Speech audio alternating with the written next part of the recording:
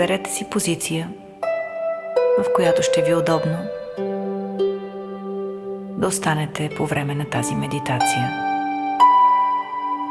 Дали седнали или легнали, изберете това, което ви е необходимо на вас днес.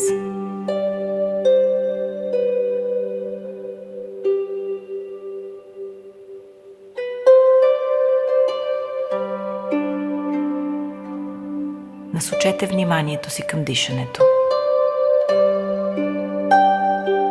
Дайте възможност на тялото ви да ви покаже какъв е ритъма, който ви е необходим днес. Ритъм на дишането, който е спокоен, дълбок или плитък. Точно такъв, от какъвто се нуждае тялото ви днес.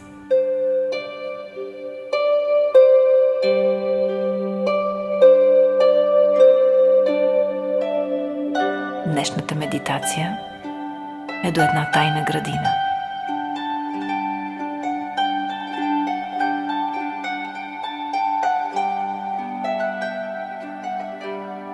Една градина, която някога сте виждали или чели за нея, или пък някой ви е разказал.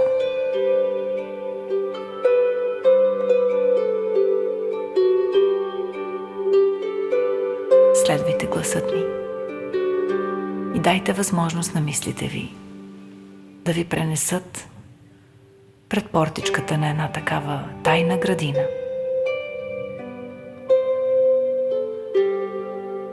Портичката е малко стара, леко изкривена.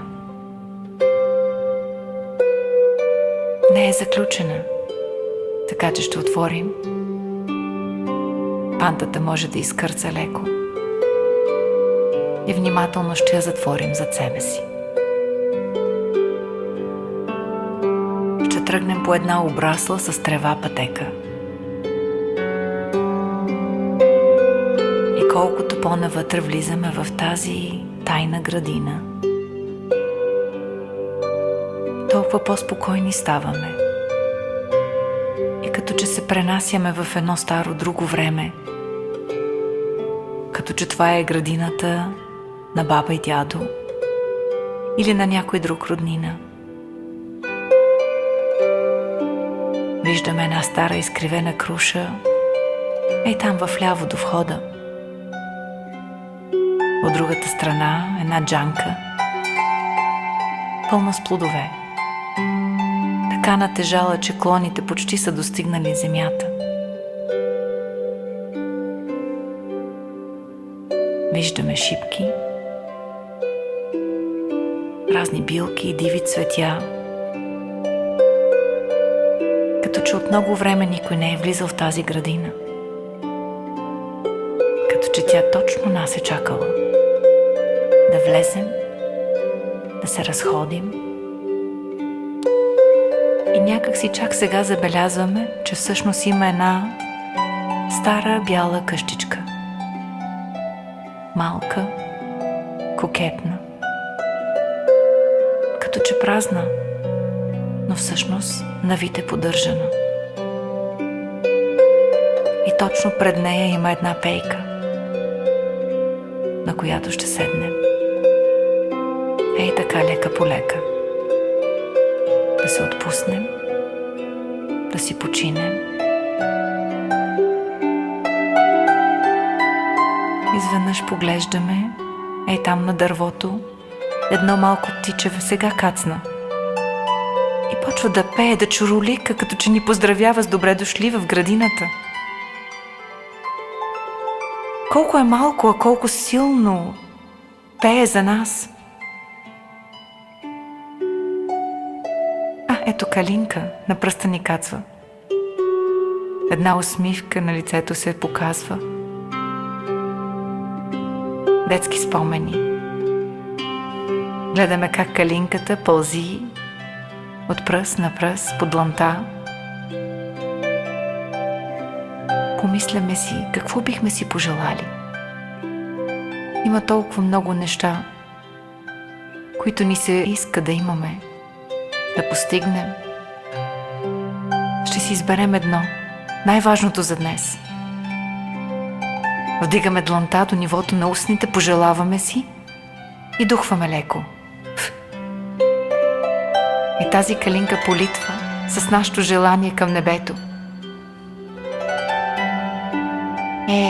Колко би било хубаво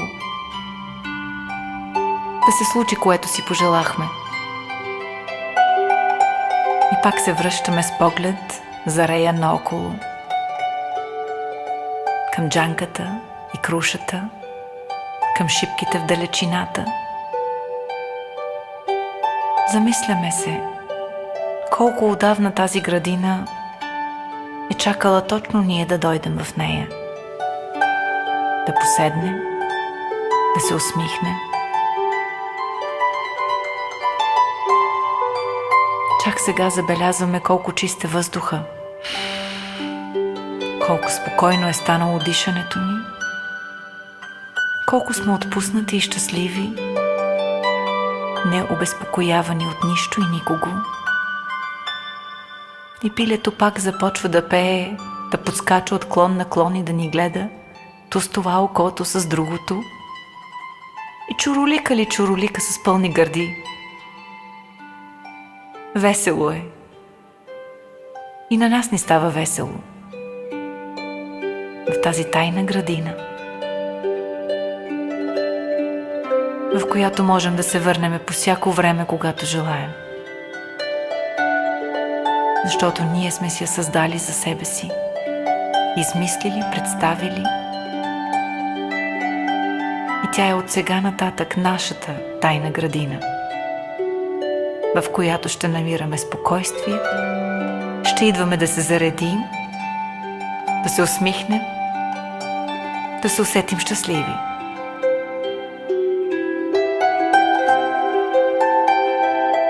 Когато сме готови да се върнем в нашето си модерно всекидневие, лека по лека ще се изправим от пейката пред бялата кокетна кащурка и ще тръгнем по обраслата с трева пътека към портичката. Ще отворим леко скърцащата портичка, ще излезем плавно и ще се обърнем отново. Да се насладим на красотата, на спокойствието, взимайки точно толкова от тях в душата и сърцето си, колкото ни е необходимо да бъдем щастливи. Ще се върнем плавно и спокойно в стаята или пространство, в което сме. Ще поемем по-дълбоко въздух, ще разместиме и раздвижиме пръстите на ръцете, на краката, ще се протегнем. И когато сме готови да продължим с каквото сме си наумили за днес, ще отворим очи с усмивка, щастливи, спокойни и заредени.